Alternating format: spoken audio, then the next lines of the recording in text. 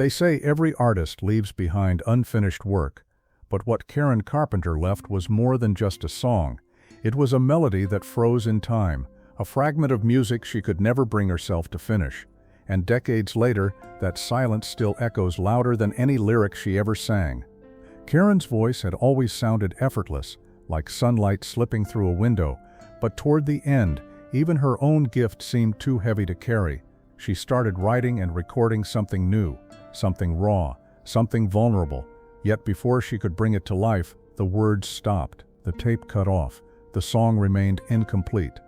Her brother Richard would later find those scraps of melody. He listened in disbelief, as if Karen had left him a message hidden between the notes, and to this day, he admits it's the one thing that still breaks him down, because it wasn't just a song, it was a confession, a glimpse into the struggle she kept locked away, while the world thought she was simply the perfect voice of a generation. So why couldn't Karen finish it? Was it because her illness had already stolen too much strength? Or was it because the truth inside the lyrics was too much for her to face? And why, after all these years, does Richard still cry whenever it comes up? The answer lies in a story few people have ever heard. Before we dive in, if you love uncovering the real stories behind the music, the secrets, the heartbreaks, and the voices that still haunt us, make sure you hit subscribe. This channel is where we keep those memories alive. Every story you hear here is one you won't find told this way anywhere else. Now, let's go back to the beginning. In the early 1970s, Karen Carpenter was everywhere. Her voice floated through radios in every living room, every diner, every car. She and her brother Richard were the faces of innocence and harmony in a world that was turning louder and darker. The Carpenters were meant to be safe, smiling, wholesome, untouchable, but behind that clean image was a storm that almost no one could see. Karen was battling something private, something she tried to hide even from the people closest to her. She was fighting an illness that didn't have a name in the headlines yet, anorexia. At the time, almost nobody spoke about eating disorders. It wasn't on magazine covers, it wasn't in interviews, it wasn't in casual conversations, and for Karen, it was a secret war. She kept smiling on stage, kept singing songs that sounded like love letters, while her body was quietly breaking down. Richard, meanwhile, was her anchor. The older brother, the arranger, the one who took her gift and wrapped it in music. But what he didn't know was that Karen had started to create something on her own, something he wasn't ready to hear. Somewhere in those last years, Karen sat down at a piano and began shaping a song. Not a cheerful single, not one of the polished Carpenters ballads. This one was different. It was slower, softer, personal, and it wasn't finished. Richard would later describe how listening to that tape felt like listening to her soul break in real time. The words cut too close. The melody stopped too soon. It left him asking questions he still carries today. Could he have saved her if he'd seen it for what it really was? Could finishing that song have saved her? Or was it always meant to remain unfinished, the one piece of Karen's story that no one, not even her brother, could ever complete? Karen Carpenter's voice didn't just sing, it glowed. Critics compared it to velvet, to honey, to something so pure it almost didn't sound human. When she sang Close to You, it was as if the world stopped to listen. But here's the part most people forget. Karen never wanted to be the center of attention. She started as a drummer. That was her safe place, sitting behind the kit, keeping rhythm while Richard handled the spotlight. Singing was supposed to be secondary. She was shy, almost painfully so, and the idea of standing alone at the front of the stage terrified her. Yet when Richard pushed her voice forward, everything changed. Audiences fell in love instantly. Record labels wanted her. Radio wanted her. The industry crowned her as the golden voice of the decade. On the surface, it looked like a dream come true. But for Karen, it was the beginning of a trap, because once people decided she was the perfect girl with the perfect voice, she felt she had no choice but to live up to that image. And perfection is a heavy burden. She didn't complain. She didn't rebel like other stars of her era. She simply smiled, sang, and carried on. But behind those soft eyes was someone desperately trying to control something in her life. The one thing she could control was her body, and that control soon became the cage that held her. When Karen later sat down to write her unfinished song, many believe, though this is speculation, she was finally letting that mask slip, that maybe she wanted to say what she couldn't say in interviews, that maybe she was writing her truth, But was anyone really ready to hear it? For Richard Carpenter, music wasn't just talent, it was obsession. From childhood, he arranged, orchestrated, and shaped melodies until they sounded perfect. And when Karen's voice emerged, it was like fate had given him the missing instrument he had always been searching for. To Richard, Karen wasn't just a sister, she was his partner, his muse, and the vessel for the sound he had always dreamed of. He built every Carpenter's song around her voice, layering harmonies and strings so that her tone would sit like glass at the very center. Together, they were unstoppable. But that closeness came with something Richard still struggles to speak about: responsibility. He was the one who pulled her from behind the drums. He was the one who pushed her forward as the face of the Carpenters, and in doing so, he unknowingly pushed her into the very spotlight that became her prison. Richard has admitted in interviews that Karen's struggle blindsided him. He saw her getting thinner, weaker, but like many in those days, he didn't understand what it meant. Anorexia wasn't a word people used. It wasn't something a record executive or even a family member knew how to confront. So he kept writing, he kept arranging, he kept pushing forward, believing music would hold them both together. And then, years later, after her death, came the moment that still haunts him. He heard that unfinished song. He heard the fragility in her voice, the sadness that had gone unnoticed. For Richard, it wasn't just music. It was a message he hadn't read in time. That's why even now, when the subject comes up, Richard still cries, because he can't shake the feeling that the song was a plea and he didn't answer it. But what exactly was Karen trying to say in that recording? The tape wasn't polished. It wasn't meant for radio. What Karen left behind was fragile, almost like a diary entry set to music. Just her voice, faint and careful, with a piano guiding her through lines that stopped before they could resolve. The lyrics she managed to record weren't angry. They weren't glamorous. They were intimate, almost like a confession whispered in a dark room.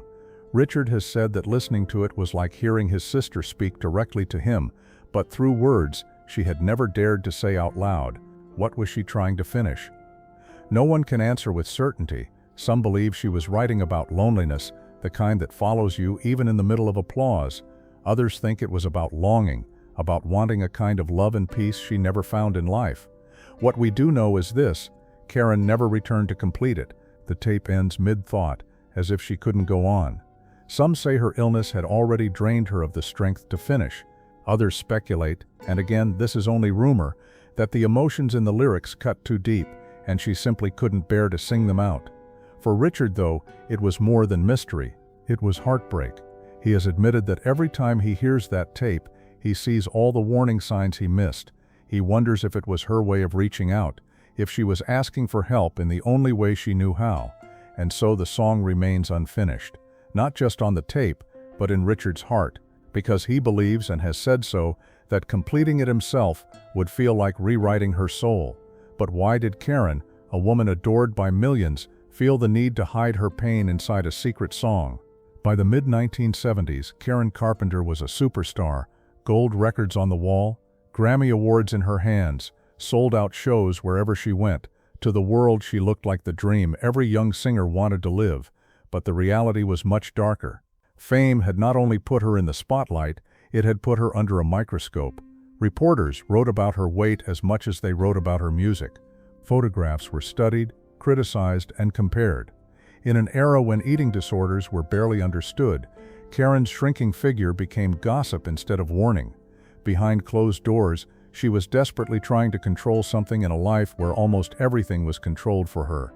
Her meals, her image, her schedule. Her body became the one place she could draw the line, and soon it became a dangerous obsession.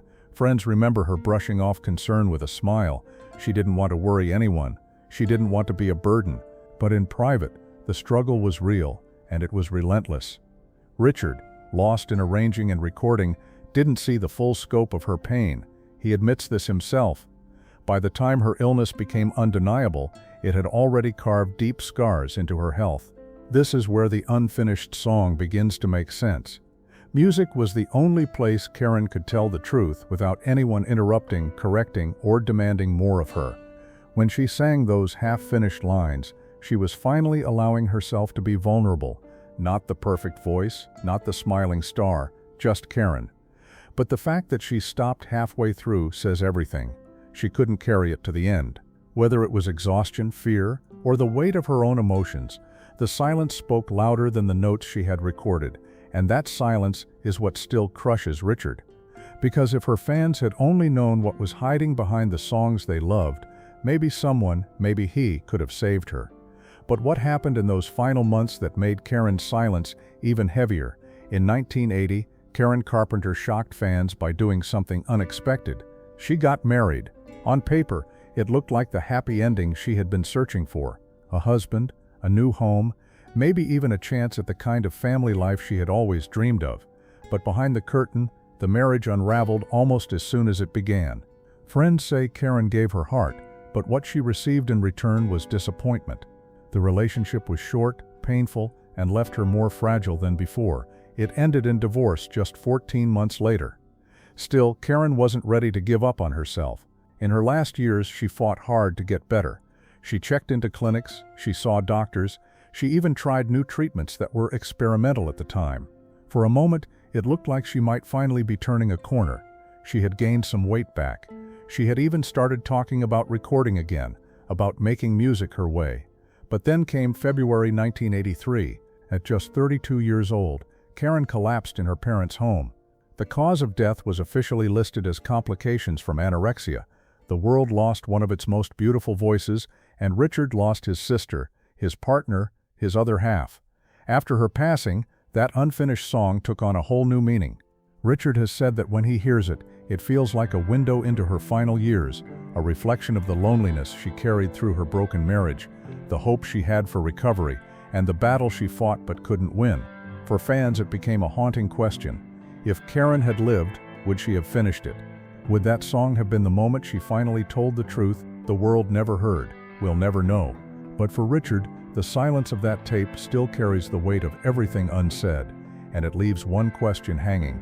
Was that song Karen's goodbye, or her unfinished beginning? When Karen died, the headlines around the world painted a simple story. The golden voice of the Carpenters was gone. But for Richard, it wasn't just a tragedy, it was a wound that has never fully healed. He has spoken about how for years he couldn't even listen to certain songs they had recorded together.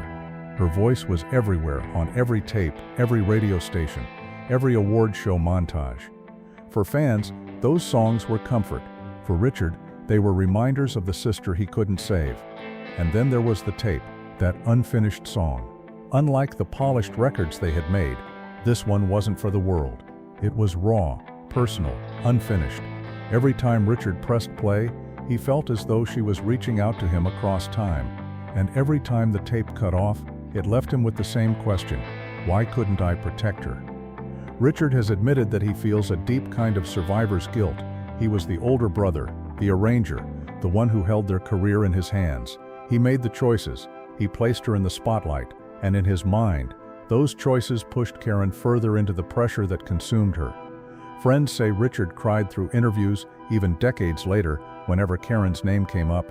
He once confessed that just talking about her unfinished work could bring him to tears, because it wasn't just music, it was a reminder of everything he didn't see, everything he couldn't stop. And so Richard lives with the knowledge that the Carpenters' legacy is built on both joy and heartbreak. Their songs are timeless, but one of them, the one that was never finished, still feels like an open wound. But here's the haunting part. Richard has never completed the song. He could have, technically. He could have written the ending, arranged the music, and released it, but he didn't, because in his heart, finishing it would mean rewriting the last thing Karen ever left behind. So the question lingers, was leaving it unfinished his way of honoring her, or his way of punishing himself? Over the years, that unfinished recording has taken on a life of its own. For Richard, it's private pain, but for fans and historians, it has become a haunting symbol of who Karen really was beneath the spotlight. Some listeners believe the tape reveals a woman stripped of the polished Carpenter's image. No lush harmonies, no sweeping orchestration, just Karen and a piano. To them, it's proof that she was more than a singer.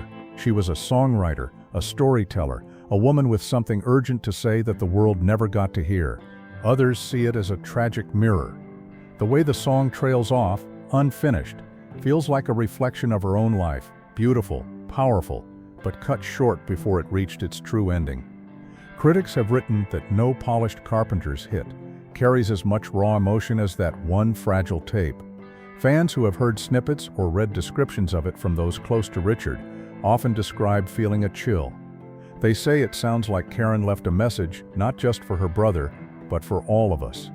A reminder that behind every perfect voice or smiling performance, there can be pain we never see, and yet the recording has never been officially released in full.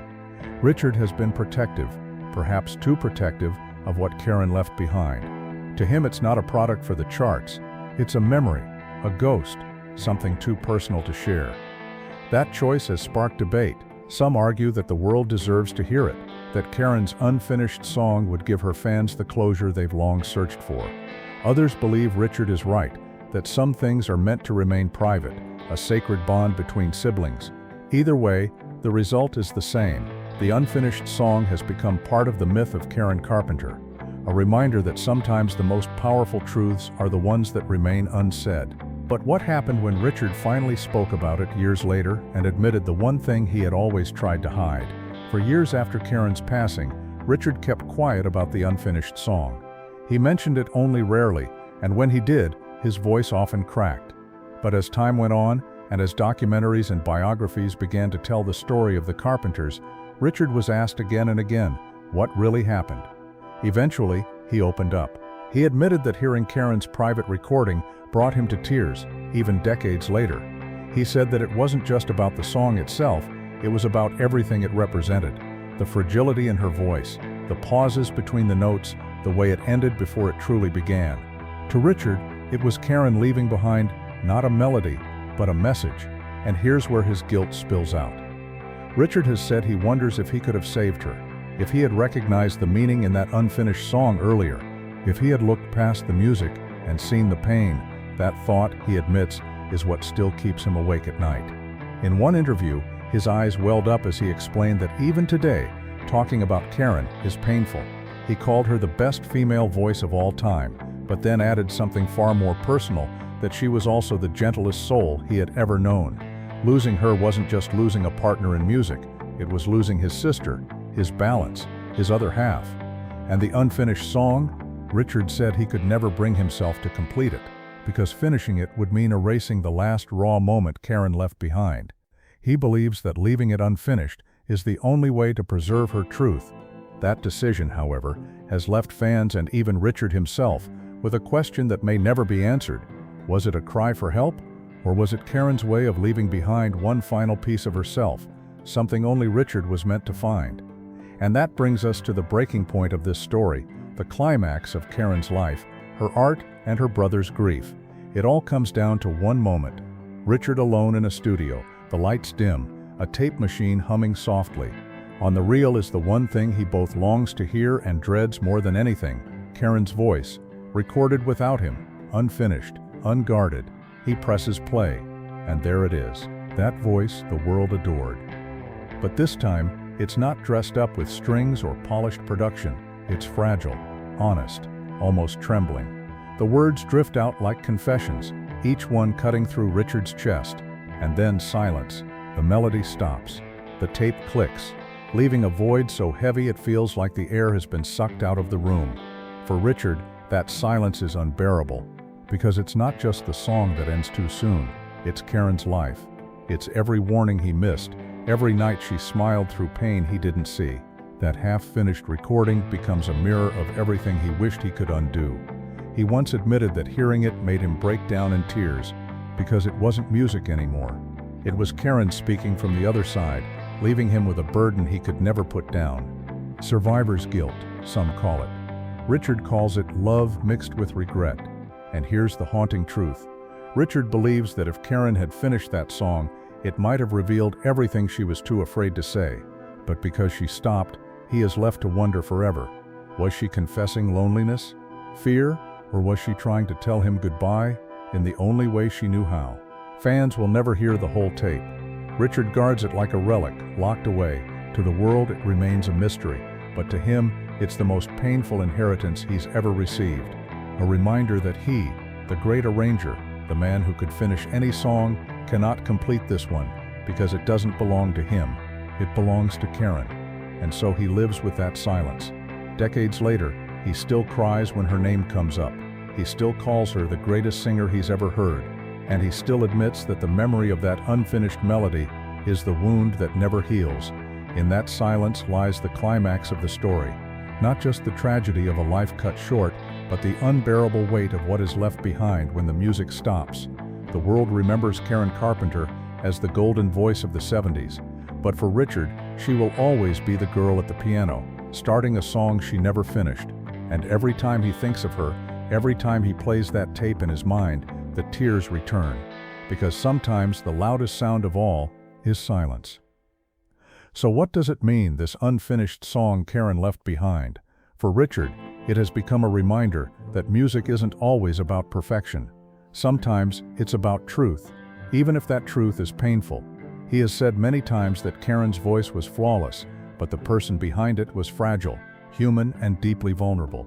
That's what the tape reveals, the side of Karen the world never truly saw. Fans often ask why Richard never released the song. The answer is simple: because it wasn't meant for us. It wasn't a polished single, it wasn't a product. It was Karen, stripped of all pretense, leaving behind a part of herself that Richard felt was too personal to share. By leaving it unfinished, he has honored her choice to stop where she stopped. And maybe that's the real meaning.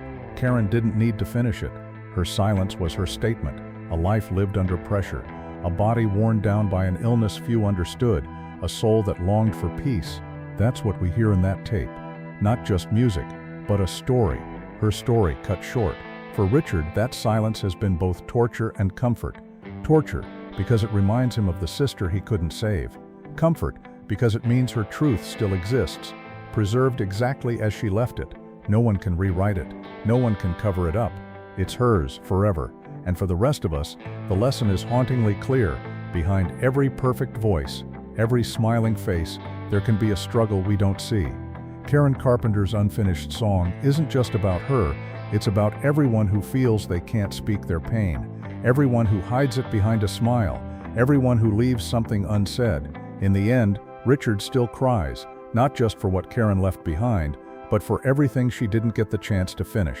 And maybe that's why her story still touches so many hearts today.